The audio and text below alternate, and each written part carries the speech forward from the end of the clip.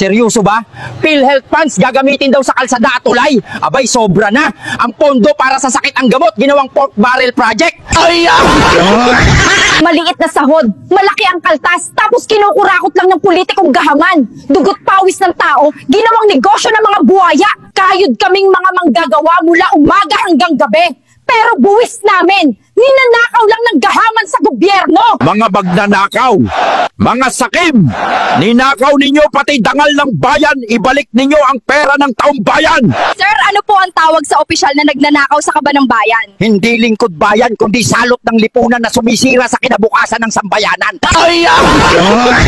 Mga buhaya, mga sakim, hindi kayo lingkod bayan, kundi mandarambong ng sambayanan. Sir, paano mo ilalarawan ng korupsyon? Isang salot na unti-unting sumisira sa bawat pamilyang Pilipino at sa kinabukasan ng bansa. Ay!